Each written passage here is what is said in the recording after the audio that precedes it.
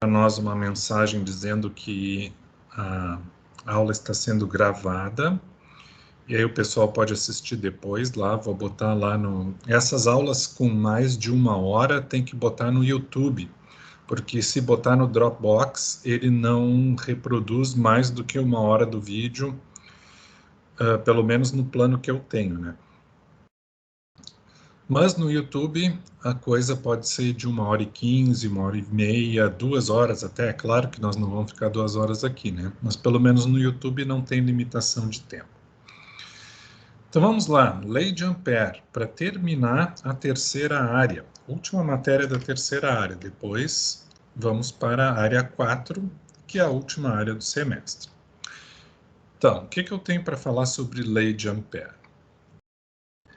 Quem é bom observador talvez tenha notado que o procedimento de determinação do campo magnético pela lei de Biot-Savart é análogo ao processo que a gente fazia quando a gente determinava o campo elétrico usando a lei de Coulomb. Se vocês lembrarem lá, a gente calculava, vamos calcular o dE gerado por cada pedacinho do objeto. E aí esse dE era então 1 sobre 4π epsilon 0 vezes o dq sobre r ao quadrado. Isso aqui é usar a lei de Coulomb. E depois o que a gente dizia? A gente dizia que o campo E elétrico era a integral sobre todas as contribuições dE de todos os pedacinhos do objeto. Essa era a maneira que a gente determinava campo elétrico pela lei de Coulomb. Lá na eletricidade, área 1. Agora, na área 3, nós determinamos campo magnético pela lei de Biot-Savart. E aí, o que a gente faz? A gente faz a mesma coisa. Primeiro, a gente calcula um dB. Desculpa, não é a mesma coisa, tá? A gente faz um procedimento muito semelhante. Primeiro, a gente calcula um dB de um pedacinho do objeto e depois a gente diz que o B total é a integral sobre todos os dBs dos elementos que compõem aquele objeto. Então, nós usamos a mesma lógica. Só que lá na área 1, essa aqui não era a única maneira de determinar o campo elétrico. Tinha outra maneira de determinar o campo elétrico também. Lembra qual é a outra maneira? Lei de Gauss. E aí, quando a gente usava a lei de Gauss, a gente não fazia essa integral sobre todos os dE. Será que aqui no magnetismo não tem uma maneira de calcular o campo magnético sem fazer a integral de todos os dB? E a resposta é sim, tem. E é justamente a famosa lei de Ampère. Por isso que nós vamos estudar ela aqui. Então, lá na eletricidade, nos casos onde havia simetria do sistema, a lei de Gauss era uma alternativa mais prática que a lei de Coulomb para a determinação do campo elétrico. O que nós vamos ver aqui é que, de uma maneira similar, em sistemas onde há uma simetria suficiente, a lei de Ampère pode ser uma alternativa mais prática para calcular o campo B do que a lei de Biot-Savart. Então vamos falar um pouquinho sobre a lei de Ampère. A lei de Ampère não tem a ver com fluxo magnético, tá, pessoal? Mas sim com a integral de linha do campo magnético em torno de uma trajetória fechada. Tá? Então, a similaridade acabou no slide anterior, tá? Agora não tem mais similaridade. Se vocês lembrarem lá na lei de Gauss, a gente fazia uma integral de superfície, né? Lei de Gauss da eletricidade. A integral de superfície fechada, até tinha essa bolinha aqui, de E escalar dA. Então, essa integral de superfície fechada de E escalar dA era parte da lei de Gauss, né? Isso aqui era igual à carga contida no interior da superfície fechada dividida por epsilon zero. Isso aqui é a lei de Gauss da eletricidade. A gente já viu a lei de Gauss do magnetismo. Se vocês derem uma pensada, assim, puxarem pela memória, lá quando eu estava falando em campo magnético, na primeira aula de campo magnético, eu falei do fluxo magnético. O que seria o fluxo magnético? A integral de caminho fechado, nem precisa ser de caminho fechado, tá, pessoal? A integral de B escalar dA. Só que quanto dá essa integral de B escalar dA se for um caminho fechado? Dá zero. Por quê? Na eletricidade, a gente pode ter só carga positiva ou só carga negativa dentro da superfície. E aí, essa lei de Gauss da eletricidade é proporcional à carga líquida que tem lá dentro. Se tem mais positivo ou mais negativo, eles vão entrar aqui. No magnetismo, não tem como a gente ter só polo norte ou só polo sul dentro de uma superfície fechada. Sempre vai ter os dois. Sempre vai ter o mesmo número de linhas de campo entrando e saindo da superfície. Então, a lei de Gauss do magnetismo simplesmente diz que a integral de caminho de superfície fechada de B escalar dA é zero. Por quê? Porque a gente não consegue isolar só polo norte ou só polo sul dentro de uma superfície. Então, vejam que a lei de Ampère, ela é diferente da lei de Gauss, tá? A lei de Gauss tem a ver, essas duas aqui são leis de Gauss. A da esquerda é para eletricidade, a da direita é para o magnetismo. A lei de Ampère, ela não tem a ver com Gauss, ela tem a ver com outra coisa, que é a integral de linha, não de superfície, do campo magnético em torno de uma trajetória fechada, não de uma superfície. O que é uma trajetória fechada? Uma linha, ó, isso aqui é um círculo. Então, esse círculo é uma trajetória fechada. Lá no Gauss, o que a gente usava? A gente usava, na verdade, uma superfície. Então, a gente desenhava assim, mas isso aqui, na verdade, está representando uma casca esférica que, na verdade, é toda cheia de material ao redor dela. E aqui não, aqui é só um círculo mesmo, só tem material na linha, não tem nada dentro. Então, a lei de Ampère tem a ver com integral de linha. Esta aqui é a integral de que eu estou falando. A integral de linha fechada, tá? Não adianta ser uma linha assim, tá, pessoal?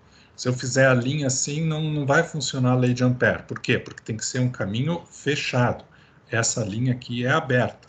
Então, o que seria um caminho fechado? Uma linha circular, uma linha triangular, uma linha retangular, qualquer formato que seja realmente fechado, ou seja, que seja um caminho completo, não uma coisa aberta que nem uma linha. Mas o que será que essa integral aí tem de especial? Por que nós vamos usar essa integral na lei de Ampère? Qual é a grande propriedade dessa integral?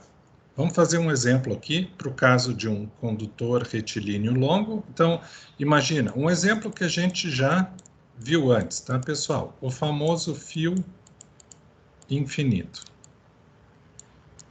Então, é um condutor retilíneo, um fio reto, muito longo, através do qual circula uma corrente elétrica I.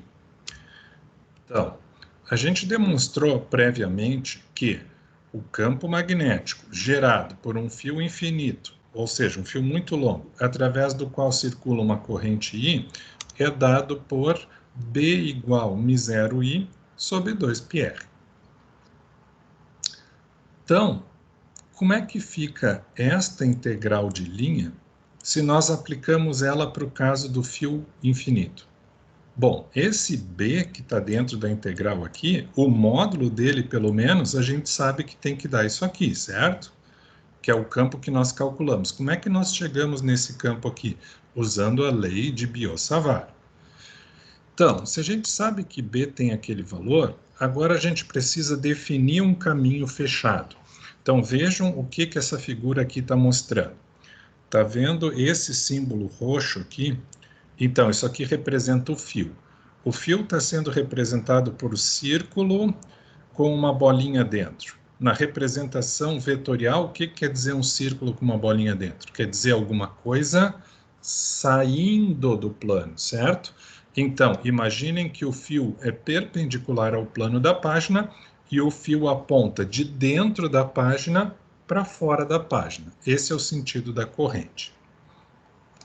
Para fazer aquela integral de linha de B escalar dl, eu preciso definir qual é o percurso dessa linha. E aí, qual é a regra que a gente usa? Sempre use um percurso que tenha a ver com a simetria do campo. Lá na parte de campo magnético, a gente aprendeu que o campo, ou melhor, que as linhas de campo ao redor de um fio conduzindo corrente, essas linhas de campo magnético, elas são circulares, certo? Então, para demonstrar aqui a minha integral, eu vou integrar B escalar dl ao longo de uma linha fechada que é dada por este círculo preto aqui. Por que eu escolhi a minha linha fechada em formato circular? Porque eu sei que esse é exatamente o formato das linhas de campo magnético ao redor do fio. Ou seja, eu estou usando a simetria. Como eu sei que a linha de campo é circular, eu escolhi uma trajetória também circular. Então, nessa trajetória circular, que eu estou usando a simetria com a linha de campo, eu tenho que fazer o percurso completo. Ou seja, eu tenho que integrar ao longo de todo esse círculo aqui. Como é que eu escolho o meu percurso de integração? Bom, isso, na verdade, é uma escolha do freguês, tá, pessoal? Cada vez que vocês resolverem um problema, vocês vão ter que escolher algumas coisas, tá? A primeira coisa, escolher o formato do caminho fechado. Qual é a dica? Sempre use um formato de caminho fechado que tem simetria com o campo ao redor do objeto. Tá, depois de escolher o formato, por exemplo, se for um círculo, a gente tem que escolher o sentido do percurso. Esse círculo pode ser percorrido no sentido que está mostrado aqui, que é o sentido anti-horário, ou o círculo também poderia ser percorrido no sentido horário. Ah, como é que eu sei qual é o certo? Não tem um que é certo, tá, pessoal? Vocês podem usar qualquer um dos sentidos. E aí, nós temos que pensar, então, quem é o campo B e quem é esse tal DL aqui, tá? O campo B é o campo magnético. A gente sabe que o campo magnético é tangente à linha de campo, certo?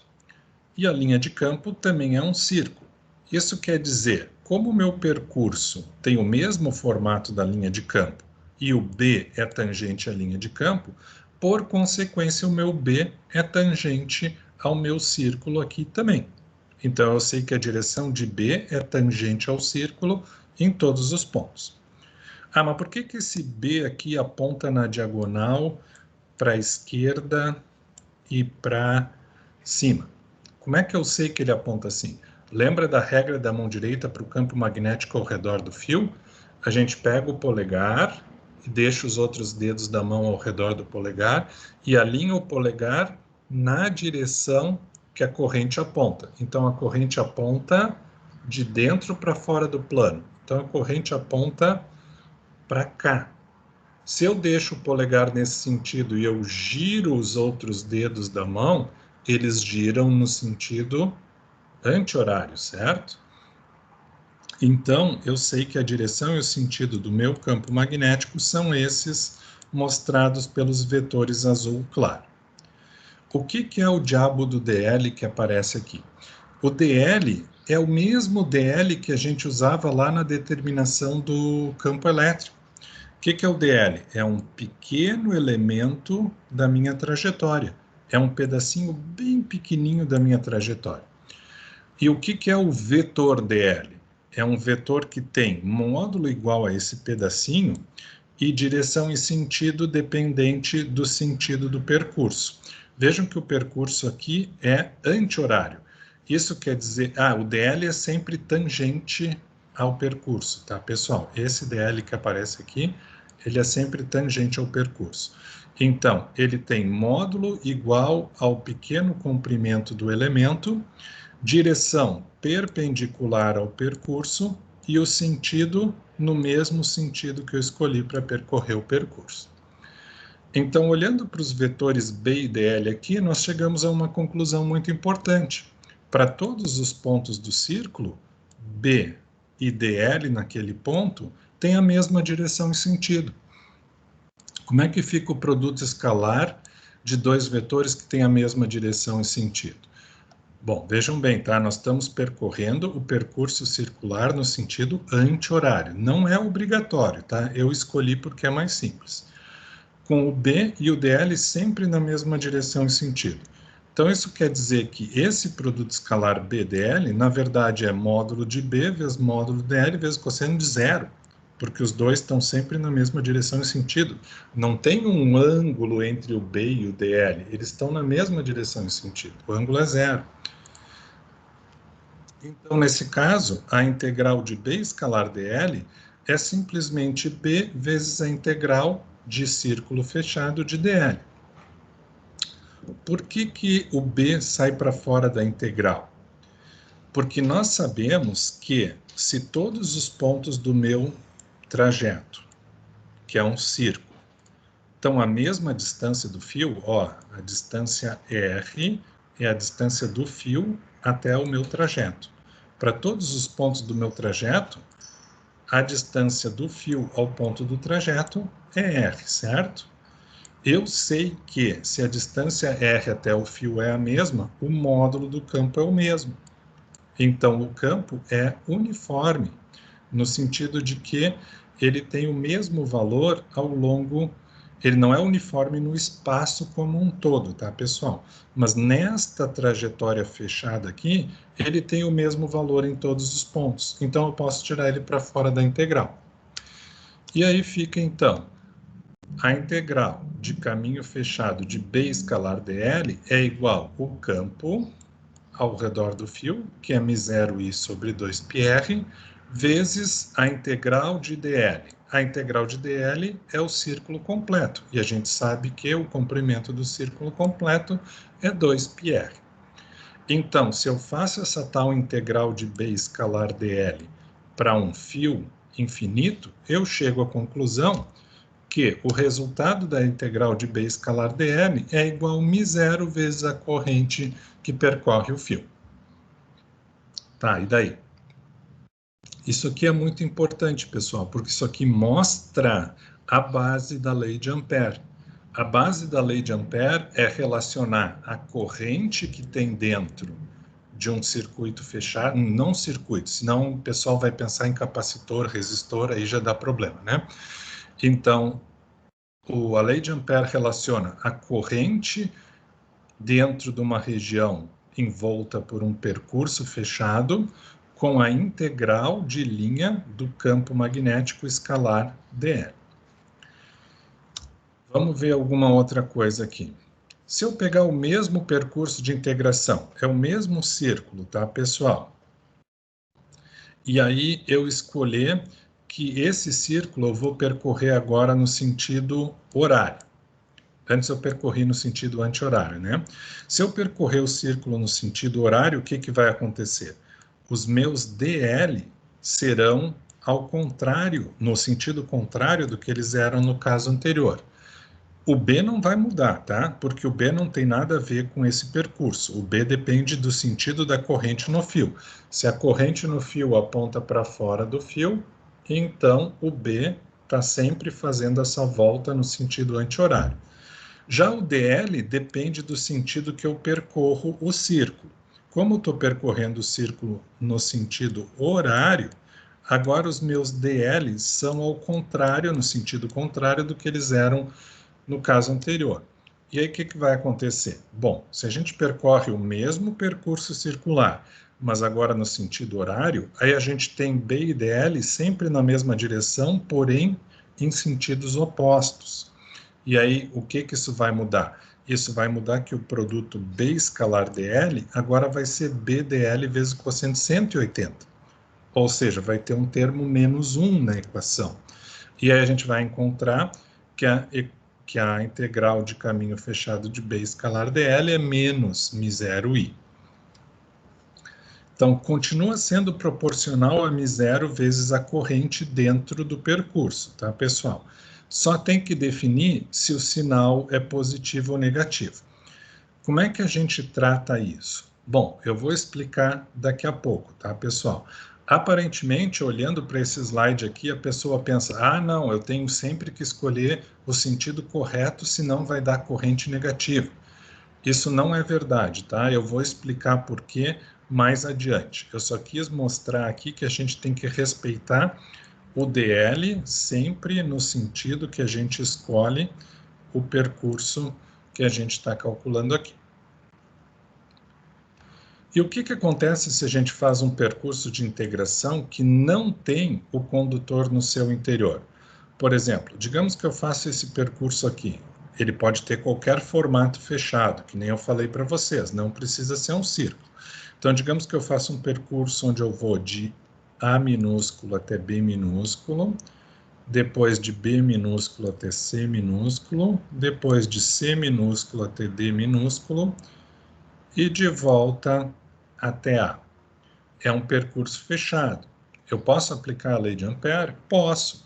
Se eu relacionar aqui, por exemplo, a distância R2 até essa parte do percurso, a distância R1 até aquela parte do percurso e o ângulo θ que compreende essa região do percurso aqui.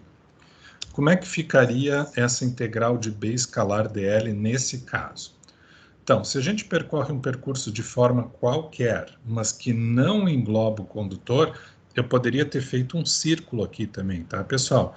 Eu poderia ter, tipo, se o fio está aqui, eu poderia testar aquela integral fazendo um círculo aqui. Um círculo que não pegasse o fio dentro.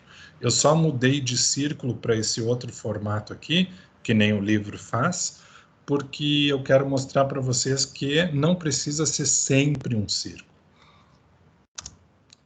E aí, quando não é um círculo, como é que eu calculo a integral de percurso fechado de B escalar dl? Eu faço o seguinte, eu divido o meu percurso fechado em várias etapas, e integro cada etapa separado e depois somo todas. Então, eu faço uma integral de A até B, eu somo com a integral de B até C, eu somo com a integral de C até D, e eu somo com a integral de D até A. A soma dessas integrais para 1, 2, 3, 4 pedaços do percurso é igual à integral de caminho fechado do percurso total. Então, só observando aqui o sentido do B e do DL, tá, pessoal? No percurso de A até B, B e DL estão na mesma direção e sentido. Então, o ângulo entre eles é zero. No percurso de B até C, aí o campo é horizontal e o DL é vertical. Aí o ângulo entre eles é 90. No trajeto de C até D, o B está num sentido e o DL está no sentido oposto. O ângulo entre eles é 180. E, finalmente, no trajeto de D até A, o B é vertical, mas o DL é horizontal. O ângulo entre eles é 90. Bom, vocês já sabem, né, que cosseno de 90 vale zero. O que isso quer dizer? A integral nem vai ser feita porque o produto escalar zera para esses dois pedaços aqui. Sempre que o campo magnético for perpendicular ao DL, essa integral vai zerar por causa do produto escalar. Bom, e aí vai sobrar o quê? Aqui estão as duas integrais zeradas, tá, pessoal? Vai sobrar uma integral de B campo, vezes a integral de Azinho até Bzinho de DL, e uma integral de DL vezes menos B. Por que menos B?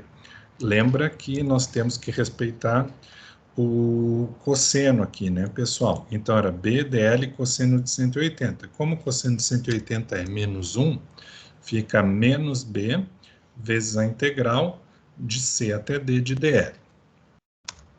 E aí, o que vai acontecer? Vamos voltar aqui para o desenho.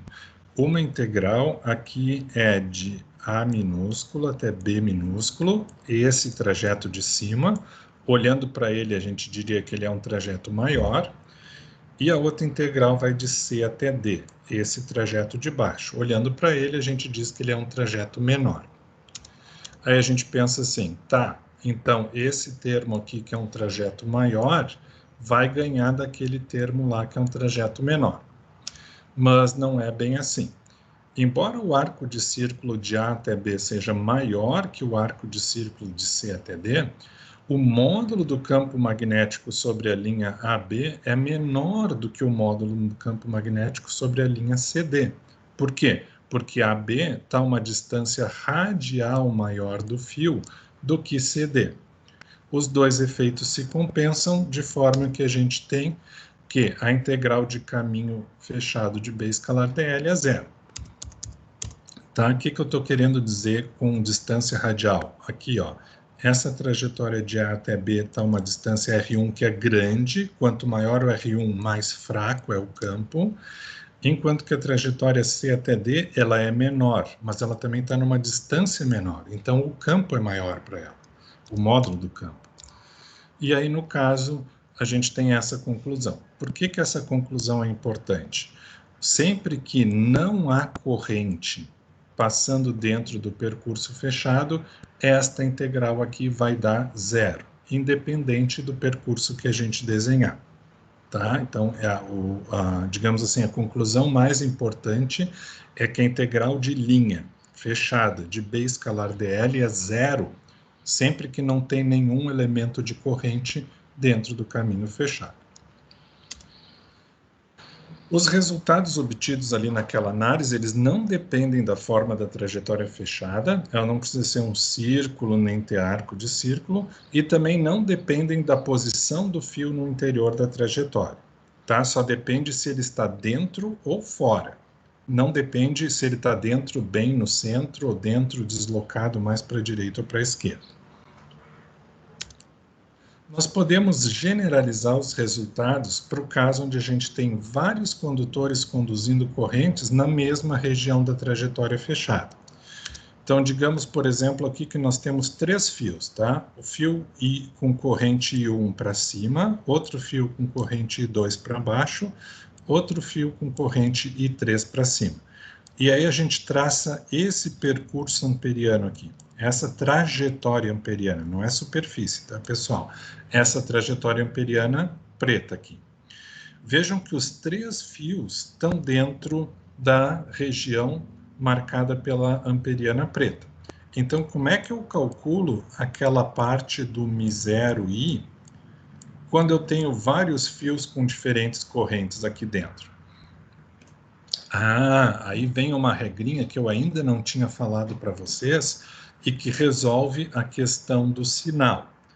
E a regra é a seguinte: dobre os dedos da sua mão direita em torno do percurso de integração. Seu polegar aponta no sentido da corrente positiva. Então, por exemplo, se o percurso é mais ou menos nesse sentido aqui, vejam que quando eu percorro o sentido daquela trajetória preta ali, os meus dedos fazem isso. E o meu polegar fica apontando para cima. Então, o que isso quer dizer? Se eu percorrer essa trajetória amperiana no sentido mostrado aqui na figura, então eu devo considerar a corrente 1 como positiva, a corrente I3 como positiva, mas a corrente I2 como negativa. Por quê? Porque a regra é: deixa o polegar perpendicular aos outros dedos da mão direita, gire os dedos da mão direita no sentido do percurso. Quem apontar no mesmo sentido do polegar é positivo. Corrente que aponta contra o polegar é negativo. Então, se eu uso esse sentido aqui, I1 e I3 são positivos, mas I2 são negativos. E se eu usasse o sentido contrário? Se eu percorresse essa amperiana no sentido marcado pela seta verde aqui, que é o contrário do sentido da figura. Aí, se eu estivesse usando a seta verde, I2 seria a minha corrente positiva, porque olha só, para fazer o percurso na direção da seta verde, eu teria que usar a mão direita assim, e o meu polegar apontaria para baixo. Então, se eu percorro esse percurso ao contrário do que a figura mostra inicialmente, aí vão inverter os sinais das correntes. I2 vai ficar positivo, I1 vai ficar negativo, e I3 vai ficar negativo também. Então, esse aqui é o mesmo desenho, tá, pessoal? Só que o desenho visto do topo. Então, aplicando a regra da mão direita da trajetória amperiana aqui. Eu faço a mão direita seguindo o percurso. O polegar apontou para fora do plano. Então, as correntes que apontam para fora do plano vão ser positivas. A corrente que aponta para dentro do plano, ou seja, contra o polegar, aí ela vai ser negativa, tá? Então, por que não importa o sentido que eu percorro a amperiana? Porque quando eu mudo o sentido, eu mudo também o sinal da corrente. E aí as duas coisas mudam junto. Muda o ângulo de 0 para 180 e muda o sinal da corrente de positivo para negativo. E aí, no fim, tanto faz o sentido que eu uso, eu chego no mesmo resultado.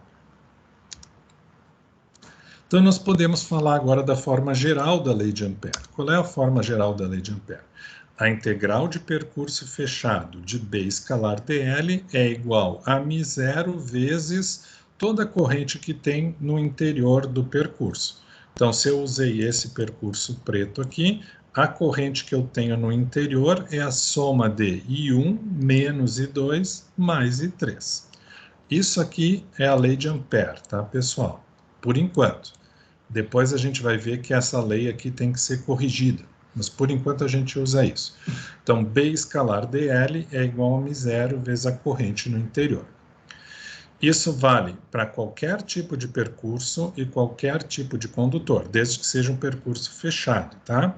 E desde que as correntes sejam uniformes, então a corrente não pode variar no tempo, e não existam materiais magnéticos nem campos elétricos variáveis na região.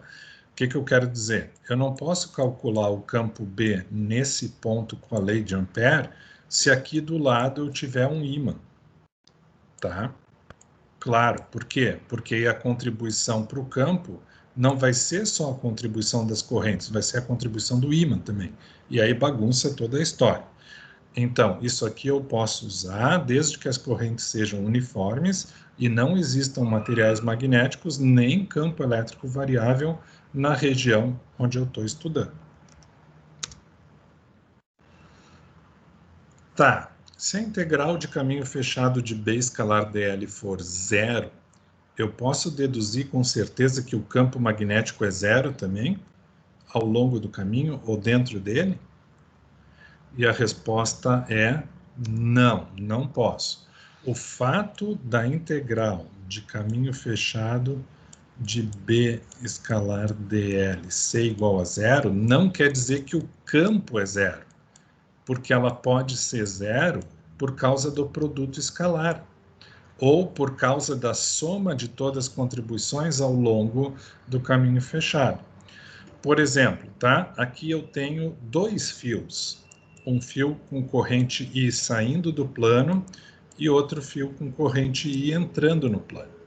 Então, eu botei mais I aqui para dizer que se eu seguir este percurso marcado pelas setinhas vermelhas aqui, a corrente daquele fio é positiva. E se eu seguir esse percurso marcado pelas setinhas vermelhas, a corrente do outro fio eu considero negativa. Então, olha só, o campo não é zero. O campo é este vetor que está mostrado aqui para diferentes pontos da trajetória. Apesar do campo existir todos esses pontos e ter esses valores e intensidades mostrados aqui, o resultado da integral nesse caso é zero. Então, o fato da integral ser igual a zero quer dizer que o campo é zero? Não. Simplesmente o que aconteceu aqui? Olha só, aqui eu tenho o campo diagonal para cima e para a direita. Só que eu tenho o dl para a direita.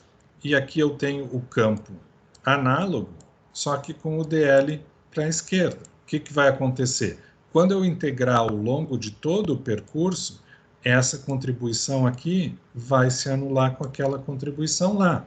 E se vocês olharem, por exemplo, essa contribuição aqui vai se anular com essa contribuição quando eu fizer a soma por todo o percurso.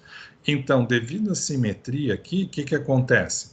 A soma sobre todo o percurso dá zero por causa dos produtos escalares. Então, isso não quer dizer que o campo é zero. O campo pode existir, tá? É claro que se o campo for zero, a integral também dá zero, tá? Mas, em geral, a gente não calcula uma integral quando o campo é zero. Então, fiquem atentos. O fato da integral dar zero não quer dizer que o campo tem que ser zero na volta da amperiana. Bom, pessoal, a matéria é isso, mas agora vamos ver uns exemplos para fixar a matéria. Então, primeiro exemplo, campo magnético no exterior de um fio, que a gente considera como se fosse cilíndrico, condutor longo, tá? Então, imaginem aqui, isso aqui representa o fio, tá? Esse círculo azul representa o fio. O símbolo da corrente indica corrente saindo do plano. Então, nós temos um fio perpendicular ao plano da página, o fio se estende para fora do plano e a corrente aponta para fora. Então, pela regra da mão direita do campo magnético, o polegar aponta para fora, o campo tangencia o círculo neste sentido dado pela regra da mão direita. Então, está aqui desenhado o campo para este ponto. A gente sabe que nos outros pontos o campo também é tangente ao círculo e o campo tem essa direção e sentido por causa da regra da mão direita. Então, a primeira coisa que eu tenho que fazer, na verdade, é escolher qual é a forma da minha trajetória amperiana. Eu sei que o campo ao redor do fio, na verdade, as linhas de campo, não é o campo, tá? As linhas de campo ao redor do fio são circulares. Então, pela simetria do problema, eu escolho uma trajetória amperiana circular também. Eu sei que o campo B é tangencial ao círculo e, pela regra da mão direita, ele está nas direções e sentidos mostrados aqui no desenho. Então, agora eu tenho que escolher, depois de escolher qual é o formato da trajetória amperiana, eu tenho que escolher o sentido que eu vou percorrer ela. Ora, eu vou escolher o sentido como sendo o sentido anti-horário. Por que eu vou escolher o sentido anti-horário? Não é obrigatório, tá, pessoal? Mas eu quero botar o DS alinhado com o B. E eu sei que se eu escolher o sentido horário, anti-horário, o vetor DS será sempre... O DS aqui está fazendo o papel do DL, tá, pessoal? O Halliday sempre tem que ser diferente, né? Então, tu vai ver lá no Halliday, ele bota DS. Mas, na verdade, isso aqui é a mesma coisa. Importante deixar claro, é a mesma coisa que eu chamei de DL no slide anterior. E que eu chamo ao longo dos meus slides. Então, a gente teria aqui a integral de B escalar DL, que ele está chamando de DS. Bom, como o ângulo entre B e DS é sempre zero, isso aqui fica B vezes DS vezes cosseno de zero é 1, fica B vezes DS. A integral, o B pode sair para fora da integral, porque todos os pontos da trajetória amperiana estão à mesma distância R do fio. E nós sabemos se a distância R é a mesma, o módulo do campo é o mesmo. Então, o B pode sair para fora da integral.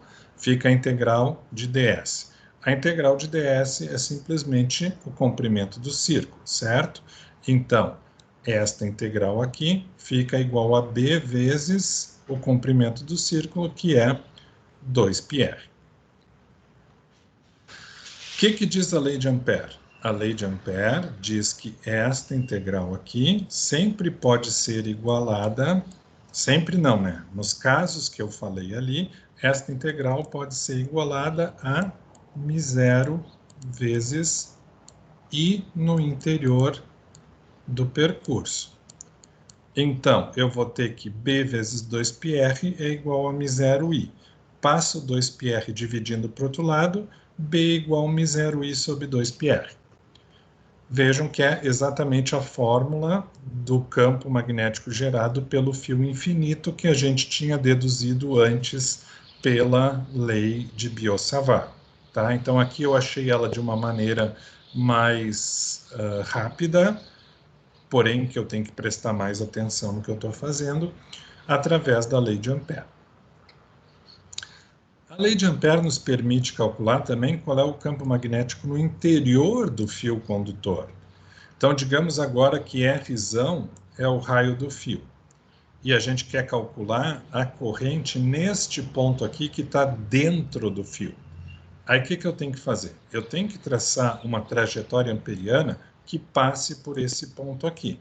Então, eu escolho uma trajetória amperiana circular que passa por aquele ponto para que eu determine a corrente, ou desculpa, o campo magnético aqui nesse ponto. Vejam que esse ponto está a uma distância Rzinho do centro, que é menor do que o raio do próprio fio. Isso muda tudo, tá, pessoal? Antes aqui, a distância Rzinha da minha amperiana era uma distância maior que o raio do fio, tá? Vejam que esse Rzinho aqui, muito cuidado, tá, pessoal? Esse Rzinho que aparece aqui não é o raio do fio, é a distância do centro do fio até o ponto onde eu estou calculando o campo, tá? Rzinho não é raio, é a distância do centro até o ponto. Então, como é que eu vou fazer aqui? Vamos fazer de dois jeitos, tá? Primeiro, vamos considerar a corrente uniforme. Se a corrente é uniforme, a densidade de corrente independe da distância até o centro do fio. O que eu quero dizer? Lembra daquela relação lá da área 2? I é igual a integral de J escalar dA. Essa aqui era a relação entre corrente I e densidade de corrente J. Eu estou dizendo que a corrente é uniforme. Se a corrente é uniforme, a densidade de corrente não depende dessa distância R. Quando isso acontece, o que nós podemos fazer? Nós podemos tirar o J para fora da integral. E aí, se a gente tira o J para fora da integral, fica a integral de dA, que é a própria área. Ou seja, nós temos uma situação onde J é simplesmente I sobre A. Quando é que vale isso? Sempre que a corrente é uniforme e a densidade de corrente, portanto, não depende da distância ao centro do fio. Então, a gente teria o seguinte: integral de trajetória fechada de B escalar ds. Vejam que o B e o ds estão na mesma direção e sentido, tá? A direção e sentido do B é sempre tangente ao círculo, no caso de um fio cilíndrico, tá? E a direção do ds vai ser sempre tangente ao círculo também, e eu escolho percorrer nesse sentido aqui, que aí o ds e o B estão sempre no mesmo sentido. Então, esse produto escalar aqui vai dar B ds cosseno zero, e aí eu posso tirar o B para fora da integral, porque todos os pontos da amperiana estão à mesma distância do centro, e fica simplesmente B vezes a integral de caminho fechado de ds. Ou seja, isso aqui vai ser B vezes 2πr. Quem é o R que aparece aqui? Não é o raio do fio, é a distância do centro do fio até o ponto onde eu quero calcular o campo, que nesse caso é dentro do fio. Tá, isso aqui tem que ser igual a quem mesmo? Olha, segundo a lei de Ampère, o resultado dessa integral tem que ser igual a μ0 vezes a corrente no interior do percurso. Então, aqui que está o X da questão, pessoal. Qual é a corrente no interior desse percurso laranja aqui? Não é toda a corrente do fio, porque se eu pego o percurso laranja, eu não estou considerando toda a corrente que passa nessa região que eu estou marcando de vermelho. Estou marcando de vermelho aqui. Então, na verdade, a corrente dentro da amperiana agora não é toda a corrente do fio. Tem que descontar a corrente em toda essa região que eu marquei de vermelho. Como é que eu faço para pegar a corrente só dentro da região do círculo laranja? Eu uso a densidade de corrente. Nesse caso, ela é constante. Se ela é constante, eu posso dizer assim: olha, a densidade de corrente é a corrente total sobre a área total. Eu também posso dizer que a densidade de corrente é apenas a corrente dentro da amperiana dividido pela área do fio que fica dentro da amperiana. Tá? Por que a J de corrente total sobre área total é igual a J de corrente dentro da amperiana dividido por área dentro da amperiana? justamente porque o I é uniforme e o J é o mesmo, independente da distância ao centro, tá? Então, eu posso igualar essas coisas. Eu posso dizer que a corrente total sobre a área total tem que ser igual à corrente no interior da trajetória amperiana dividido pela área do fio que está dentro da trajetória amperiana. E aí, se eu isolo a corrente no interior da área, fica I total vezes área da amperiana sobre área total. Então, isso aqui fica μ0 vezes I total vezes área da amperiana, área dentro da região amperiana, não é da amperiana, tá? Na verdade, é a área do fio dentro do círculo amperiano, que é πr ao quadrado, dividido pela área total do fio, que é π vezes r ao quadrado, onde o r é o raio do próprio fio e o r é a distância do centro até o ponto onde eu estou calculando o campo. E aí, se eu passo esse 2πr para o outro lado, eu chego na equação que dá o campo magnético num ponto dentro do fio. Então, o campo magnético num ponto dentro do fio é μ0i sobre 2πr ao quadrado vezes r. Vejam que é uma dependência diferente do campo fora do fio, certo, pessoal? Se vocês olharem aqui no slide anterior, o campo fora do fio é μ0i sobre 2π e r, ou seja, ele é proporcional a 1 sobre r, campo fora do fio. Já o campo dentro do fio, ele não é proporcional a 1 sobre r, ele é proporcional a r direto, sem ser 1 sobre. Então, cuidado que o comportamento é diferente dentro e fora do fio, tá, pessoal? E aqui na equação para o campo dentro do fio, campo magnético, ainda entra o raio do fio ao quadrado. Esse exercício podia ser mais complicado.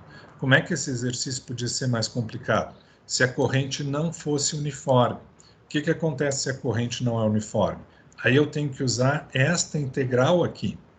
Eu não posso escrever J igual a I sobre A, se a corrente não for uniforme. Então, vamos ver aqui. E se tiver uma densidade de corrente variável, como é que a gente resolve? Então, olha só, a figura ao lado mostra a seção reta de um cilindro longo condutor oco. Então, essa parte aqui dentro aqui é vazia, tá, pessoal? Não tem nada. O fio é esse cilindro azul aqui.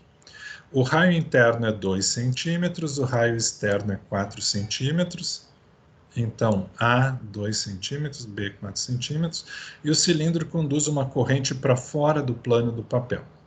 O módulo da densidade de corrente é dado por J igual a C vezes R ao quadrado. O que é o R? É a distância do centro até o ponto onde eu vou calcular o campo. E o valor de C, que aparece na equação do J, é 3 vezes 10 na 6 ampere por metro na quarta. R está em metros. Qual é o campo magnético B no ponto mostrado aqui na figura? Se ele está situado a 3 centímetros de distância do eixo central. E aí, como é que eu aplico a lei de Ampère agora para o caso onde o fio tem um buraco dentro e para o caso onde a densidade de corrente depende de R ao quadrado? Bom, a ideia é a seguinte, pessoal.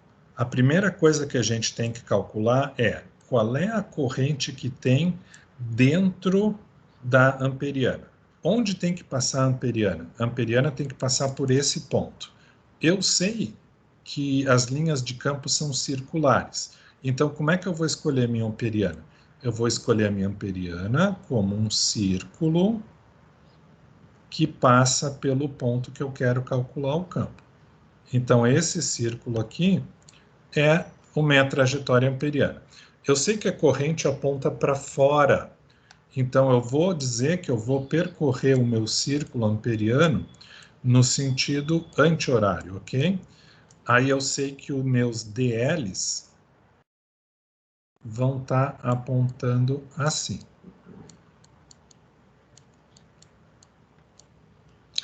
Eu preciso da corrente dentro da região amperiana, Mas olha só, onde tem corrente? Só tem corrente dentro do fio, certo? Aqui nesse buraco vazio, no centro do fio, não tem corrente. Então, quando eu for calcular a corrente dentro da amperiana pela integral de J escalar dA, quais vão ser os meus limites de integração? Eu tenho que começar a integrar do ponto onde começa a ter corrente e fazer a integração até o ponto onde está a trajetória amperiana, certo? Então, na verdade, eu preciso da corrente apenas nessa região que eu estou marcando em vermelho aqui. Como é que eu acho a corrente apenas nessa região que eu estou marcando em vermelho? Eu uso a relação, a corrente envolvida por essa amperiana é igual à integral de J escalar dA. Então, como é que fica essa integral? A integral vai ser feita de A, não é de zero, porque aqui não tem corrente. Eu começo a integral na distância A, que é onde começa a ter corrente, e eu faço a integral até Rzinho, porque Rzinho é a distância até o ponto onde eu quero. Quem é que eu estou integrando? J. Quanto vale J? C vezes Rzinho ao quadrado. J multiplica quem? dA. Quanto é o elemento de área dA? O elemento de área dA é a área associada com cada círculo que compõe esse pedaço do fio. Como é que eu vou definir uma área para um círculo? Não tem área do círculo, né? Mas a gente considera que a região aqui, do ponto A até o ponto R, é como se fosse uma superposição de vários círculos. Como é que eu represento a área de cada círculo? Eu digo que essa área é igual à circunferência dele, 2πr, vezes uma espessura bem fininha, que seria um dr, que seria essa espessura aqui, de cada círculo que compõe o fio, desde o ponto A até o ponto R. Por isso, meu elemento de área aqui é 2πr dr. Largura do círculo, desculpa, comprimento do círculo vezes a espessura do círculo. Então, isso aqui fica uma integral de 2π vezes c, são constantes, desde A até R, aqui R ao quadrado vezes R ao cubo dr. Então, isso aqui vai ficar 2π vezes c vezes R na quarta sobre 4, e isso eu tenho que aplicar no limite superior R e no limite inferior A. Então, eu chego à conclusão que, neste caso, a corrente envolvida pela trajetória amperiana é π vezes c. O c é esse c do enunciado aqui, tá? 3 vezes 10 na 6. Vezes R na quarta menos A na quarta sobre 2. E agora que eu achei a corrente dentro da trajetória amperiana, eu posso aplicar a lei de Ampère, tá? Então, estou considerando a amperiana nessa trajetória aqui. Se eu aplico a lei de Ampère, o que a lei de Ampère me diz?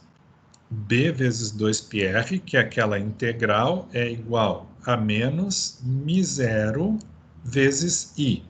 I é todo esse termo aqui, π vezes c sobre 2, vezes R na quarta menos A na quarta.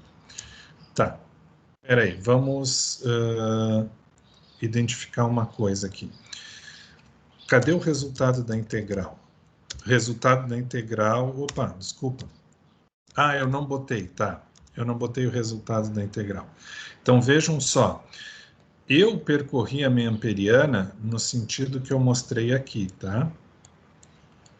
Mas vejam que o livro botou a amperiana no sentido contrário. Eu percorri no sentido anti-horário, mas o livro botou no sentido horário. Como o livro botou no sentido horário, para o livro aparece esse sinal negativo aqui. Da onde vem esse sinal negativo que aparece no livro? Do fato de que ele botou o DL dele no sentido oposto ao sentido do campo B. E aí ficou cosseno de 180 no produto escalar e ficou esse menos aqui. Resolvendo do jeito que eu estava mostrando, não teria esse menos aqui, tá, pessoal? E aí, então, claro, a gente corta 2π aqui, com π aqui, e na verdade esse 2 multiplica aquele 2, fica μ0c sobre 4r vezes r na quarta menos a na quarta. Esse aqui seria o campo no interior do fio, considerando a trajetória que o livro fez. Aí na trajetória do livro tem esse negativo aqui. Depois a gente pode calcular o valor, tá? É só substituir os valores dessas constantes de acordo com o enunciado. Qual seria o campo magnético na região R menor que A? Ou seja, no buraco dentro do fio. Se eu quisesse calcular o campo magnético aqui, nessa região aqui, no buraco dentro do fio, quanto valeria o campo magnético? Alguma previsão? O campo vai ser nulo nessa região. Por que que o campo é nulo? Porque a integral de B escalar dl, ela está relacionada com μ0 vezes a corrente que tem no interior. Qual é a corrente que tem no interior do buraco do fio? Não tem corrente. Isso aqui é zero. Então, isso é um indício de que, na verdade, o campo dentro daquela região do fio é zero. Então, no buraco dentro do fio não tem campo magnético. Vamos ver só mais dois exemplos aqui, tá, pessoal? Campo magnético produzido por um solenoide. Então, o que é um solenoide? É tipo uma bobina. É um fio que foi torcido fazendo N voltas aqui e passa corrente por dentro dele. Quando está passando corrente, o campo magnético, na verdade, tem esse padrão aqui. Essas são as linhas de campo, tá, pessoal? Não é o vetor campo. Esse aqui é o padrão de linhas de campo ao longo do solenoide. Então, vejam que na região interna do solenoide, nós temos um campo bem forte e nós temos linhas de campo paralelas entre si. Na volta de cada espira do solenoide, a gente tem esses campos diferentes aqui, que são campos semelhantes ao campo ao redor de um fio. E no exterior do solenoide, então, nós temos um campo muito mais fraco, mas ele está lá. Tá? Então, seguindo a legenda aqui, essa aqui é a seção reta, ou seja, como se eu tivesse feito um corte aqui no meu solenoide, cortei ele bem no meio, e eu estou mostrando só a metade dele. Então, aqui em amarelo seria meia volta de cada aro do solenoide. Então, são mostradas apenas as partes traseiras de 5 espiras e as linhas de campo magnético associadas. As linhas de campo magnético são circulares na proximidade das espiras. Perto do eixo do solenoide, todas essas linhas de campo se combinam para produzir um campo magnético paralelo ao eixo do solenoide. O fato das linhas de campo apresentarem um pequeno espaçamento indica que o campo magnético nessa região é intenso. Então aqui, ó, o fato das linhas estarem bem juntinhas quer dizer que o campo é intenso. Do lado de fora do solenoide, as linhas de campo são bem espaçadas e o campo é muito mais fraco. Isso seria um solenoide real, tá, pessoal? Mas para fazer o cálculo, nós não vamos considerar um solenoide real. Eu vou mostrar por quê. Então, se eu desenhar aqui esse ponto e esse ponto, então imaginem, esses dois pontos aqui representam, tipo, aqui está metade de uma espira, tá? Então, esse pontinho de cima é esse pontinho aqui, esse pontinho de baixo é esse aqui. Eu cortei o solenoide ao meio e eu estou representando cada espira como se fosse dois pontinhos. Então, esses pontinhos aqui representam as espiras, uma do lado da outra. As linhas verdes aqui representam o campo magnético. Para um solenoide real, as linhas de campo magnético são bem juntas aqui dentro, ou seja, o campo é bem intenso, e fora elas são bem espaçadas, ou seja, o campo é bem fraco. Nós vamos considerar o solenoide ideal. O que é um solenoide ideal? É aquele para o qual as espiras estão enroladas muito compactamente e o comprimento do solenoide é muito maior do que o raio de cada espira. Nessa condição, a gente pode considerar o campo externo nulo. Então, no solenoide ideal, a gente considera cada pontinho aqui é uma espira, todas as espiras estão bem coladinhas, uma do lado da outra, e o raio de cada espira é bem menor do que o comprimento L do solenoide. Nesse caso, a gente pode considerar o campo uniforme no interior do solenoide e o campo zero no exterior do solenoide. Então, nós vamos fazer o cálculo e nos problemas vai cair para vocês sempre o solenoide ideal. Como é que a gente determina, então, o campo magnético aqui no solenoide ideal? Bom, então vejam que aqui, ó, aqui está a meia volta aqui, nós cortamos o solenoide pelo meio, estamos olhando só metade de cada espira aqui, e o fato da parte superior da espira ter pontinhos, quer dizer que na parte superior a corrente sai do plano. E o fato da espira aqui embaixo ter X, quer dizer que ali a corrente entra no plano. Então a corrente desse solenoide está saindo do plano na parte de cima e entrando no plano na parte de baixo. Por isso que o campo tem esse sentido, certo? Campo nesse sentido, corrente sai em cima e entra embaixo. Para calcular o campo aqui dentro, eu não vou usar a lei de Biot-Savart. É meio complicado quando eu tenho N espiras, né? Então, o que eu vou fazer? Eu vou desenhar esta trajetória amperiana laranja. E eu vou usar essa trajetória amperiana para calcular o campo dentro do solenoide. Então, o que a gente sabe sobre esse solenoide? Nós vamos dizer que tem Nzinho espiras por unidade do comprimento. Tá? Então, por exemplo, esse solenoide tem 10 espiras por centímetro. Alguma coisa assim, tá? É o Nzinho que aparece aqui. Como é que fica a integral de trajetória fechada para essa trajetória laranja? Começando no ponto A e percorrendo a trajetória no sentido das setas laranjas aqui. Bom, eu vou dividir a minha integral em 4 pedaços. De A até B, de B até C, de C até D e de D até A de novo. Então vai ficar assim, a integral de A até B, de B escalar ds, é igual. Vejam que aqui na região de A até B, o campo B aponta para a direita. O ds, que é o mesmo dl, aponta para a direita também. Então, B e dl estão na mesma direção e sentido. Então, esse produto aqui vai ser B vezes ds. Essa integral aqui, eu posso tirar o B para fora. Por quê? Dentro do solenoide, o B é uniforme. Então, fica B vezes a integral de ds. Quanto é a integral de ds? É o comprimento de A até B. Quanto é que vale o comprimento de A até B? Olha, o livro está chamando esse comprimento de H. Então, a integral de B escalar, de B vezes, desculpa, a integral de ds, que é este trajeto aqui, é igual a H, que é o comprimento do trajeto. Então, fica B vezes H. Depois nós temos a integral de B até C. Mas olha só, o campo magnético aqui é para a direita. Como eu estou indo no sentido vertical para cima, o ds é vertical para cima.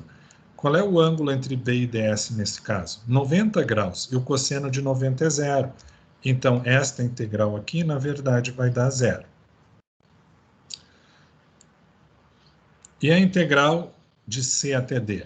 Ó, a integral de C até D é essa integral aqui.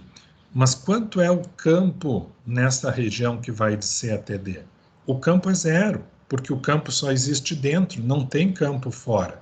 Então, essa integral vai dar zero, porque o campo aqui de C até D é zero também. E aí, finalmente, a gente tem a integral de D até A. Nessa integral de D até A, até tem campo aqui, ó, que aponta para a direita. Só que como eu estou indo na vertical para baixo, o meu ds é perpendicular ao B. Portanto, vai ficar B ds cosseno de 90. E o cosseno de 90 é zero. Então, esse termo vai zerar também. Então, quando eu resolver essas integrais, a primeira integral vai ser B vezes H, e as outras todas vão ser zero. Moral da história. A minha integral de trajetória fechada de B escalar ds vai ser simplesmente igual ao valor do campo no interior vezes a distância h do meu percurso aqui. Ou seja, não passei ali para outro slide, desculpa, tá, pessoal? A moral da história aqui é que a integral de trajetória fechada de B escalar ds simplesmente é igual a B vezes H. Mas olha só, qual é a corrente que passa dentro dessa região aqui? Bom, como é que eu vou saber? Por exemplo, aqui tem 1, 2, 3, 4, 5, 6, 7, 8, 9, 10, 11, 12, 13 espiras. Bom, a corrente que passa por 13 espiras deve ser 13 vezes a corrente que passa por cada espira, certo? A corrente em todas as espiras é a mesma corrente passando em todas as voltas. Se dentro da minha trajetória tem 13 voltas, então eu tenho 13 vezes a corrente, né? Eu disse aqui que tem N espiras por unidade de comprimento. Então, o N seria o número de espiras por unidade de comprimento. Nessa situação, como é que eu posso escrever a corrente que fica dentro da minha amperiana? Eu posso escrever assim: a corrente que fica dentro da minha amperiana é a corrente que passa por cada espira, multiplicado pelo número de espiras por unidade de comprimento, vezes o comprimento, que no caso da amperiana é H. Então, eu vou ficar com B vezes H, lá da integral, é igual a μ0 vezes essa corrente aqui, que é I vezes N vezes H. Então, essa parte aqui vem da integral, essa parte aqui é μ0 vezes a corrente no interior da amperiana. Como tem H dos dois lados, corta os Hs, e aí a gente chega a essa conclusão. O campo magnético no interior do solenoide é μ0 vezes a corrente que passa por cada espira, a corrente que percorre o solenoide, vezes Nzinho. Só tem que lembrar que esse Nzinho aqui, pessoal, é o número de espiras por unidade de comprimento.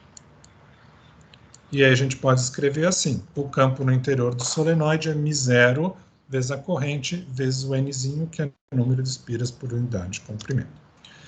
Embora essa equação tenha sido demonstrada para o solenoide ideal, essa equação também constitui uma aproximação muito boa para o solenoide real, se ela for aplicada apenas a pontos internos e afastados das extremidades do solenoide. O que isso quer dizer? Se eu tenho um solenoide real, que não é muito longo e nem muito maior do que o raio das voltas, mas eu aplico esta equação aqui para pontos dentro do solenoide que não estão perto das bordas, essa equação é uma ótima aproximação. Tá? Tem como resolver para um caso mais complicado? Olha, pessoal, até tem, mas não é o objetivo aqui da disciplina. Então, nós vamos nos resumir a esse caso aqui para solenoides. E agora vamos para o último exemplo, que é o campo magnético produzido por um toroide. O que é um toroide? É um solenoide que forma uma rosquinha, um donuts. Então, é um solenoide, é um fio enrolado, várias voltas, só que esse fio enrolado, ele é encurvado de forma que ele monta o que a gente chama de toroide, que seria um círculo fechado com um espaço dentro. Então, um toroide completo teria essa fórmula aqui. É como se pegar um solenoide reto e girar as duas pontas do solenoide e encaixar uma na outra, formando um solenoide circular. a gente vai calcular o campo aqui? Então, olha só, o campo dentro do toroide, ele pode ser deduzido a partir do sentido da corrente nas espiras do toroide. Então, as espiras do toroide são representadas em branco aqui. Se a corrente passa pelas espiras nesse sentido, pela regra da mão direita, com a corrente apontando para cá, na região interna das espiras, o campo aponta para lá. Então, o toroide ele já é feito dessa forma, porque quando a corrente percorre as espiras, gera um campo que faz a volta circular dentro do toroide. Então, como mostrado aqui pelas linhas verde claro, dentro de um toroide, o campo magnético, aqui não é... Bom, deixa assim. Aqui o campo magnético segue, então, as linhas circulares. O que a gente vai fazer? A gente vai fazer uma amperiana que a gente traça, que tenha simetria com o padrão do campo, certo? Então, a gente traça uma amperiana circular também. Vejam que, numa parte, a gente mostra as espiras como um pontinho preto. Na outra parte, a gente mostra as espiras como um X. O que isso quer dizer? Imaginem que a gente cortou o toroide no meio e a gente está olhando para a metade dele, e nessa metade, na parte de cima ali do desenho, a corrente sai e na parte de baixo a corrente entra. Então a corrente está fazendo assim, sai da parte de cima, entra na parte de baixo. Mais especificamente, no anel externo a corrente sai e no anel interno a corrente entra. Aí, nesse caso, corrente sai, corrente entra, a gente vai ter o campo de acordo com essas linhas verdes aqui. Digamos que Nzão seja o número de espiras, tá? Não confundam, tá, pessoal? O Nzinho da página anterior era o Nzão dividido por unidade de comprimento L. Nzão é número de espiras, Nzinho é número de espiras por unidade de comprimento. Como é que fica a integral de B escalar ds?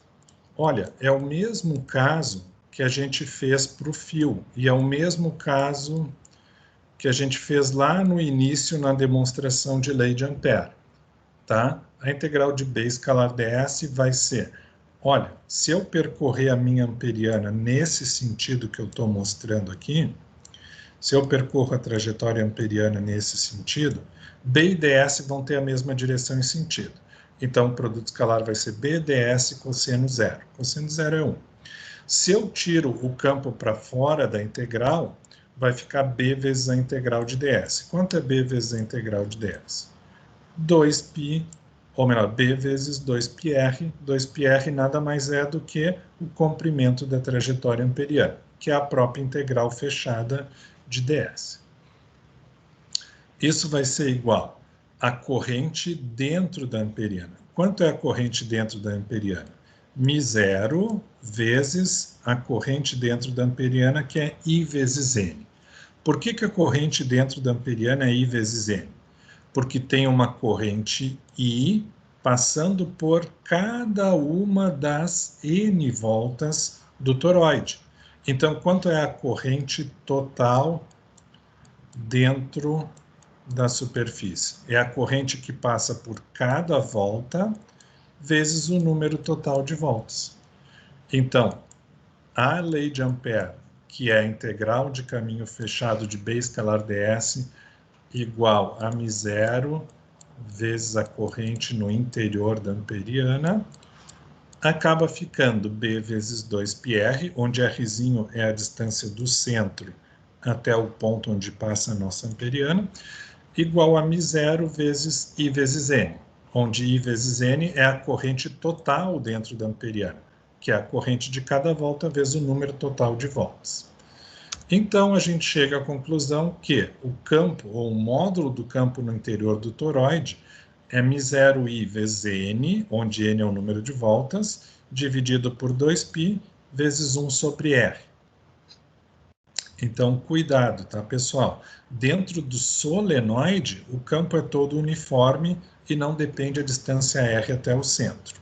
Dentro do toroide, na verdade, depende da distância R até o centro e vai como 1 sobre R. Fora do toroide, o campo é zero. Por que o campo fora do toroide é zero? Bom, se a gente trançar é boa, né? Se a gente traçar uma amperiana que pegue todo o toroide, por que eu digo que nessa região aqui, por exemplo, nesse ponto aqui, o campo vai ser zero? Seguindo a lei de Ampère aqui, a integral de B escalar ds é M0 vezes I interno, certo? Qual é a corrente interna se a gente tem esta amperiana grandona? A corrente interna é zero, porque olha só, aqui nós temos N voltas com corrente saindo do plano, e ali nós temos N voltas com corrente entrando do plano. Digamos que eu percorro o meu percurso no sentido horário agora, para mudar um pouco, tá? Se eu percorrer o percurso no sentido horário, então eu faço assim. O que isso quer dizer? A corrente das espiras da parte interna, ela vai ser uma corrente positiva, porque ela entra no plano e se eu sigo o meu percurso, entrando no plano é a direção do polegar. Mas a corrente dessas espiras de fora vai ser uma corrente negativa, porque a corrente das espiras de fora aponta para fora do plano. Só que no meu percurso, para fora do plano é contra o polegar. Então, essas espiras aqui, ou essa parte da espira, vai contribuir com menos I, enquanto essa parte da espira vai contribuir com mais I. E como é o mesmo número de voltas, quando eu somar as duas contribuições vai dar zero. Por isso, o campo fora do toroide é zero. Bom, isso era o que eu tinha para falar por vocês hoje. Até me estendi um pouco mais do que eu pensava, mas, enfim, pelo menos nós vimos toda a matéria hoje. Não precisa olhar outra videoaula na turma aglutinadora, tá? Não precisa complementar com outras videoaulas. Hoje a gente viu tudo de lei de Ampère mesmo. Então, se vocês têm alguma dúvida, por favor, perguntem agora. Se vocês não tiverem dúvidas, a gente se encontra de novo na sexta-feira, na aula de dúvidas.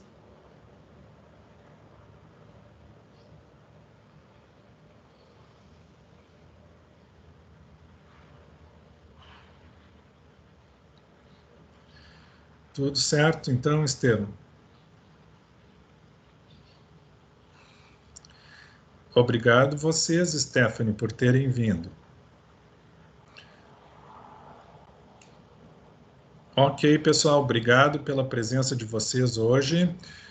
Qualquer coisa que vocês precisarem antes de sexta, é só mandar uma mensagem, tá? Boa semana para vocês, obrigado por terem vindo e até mais.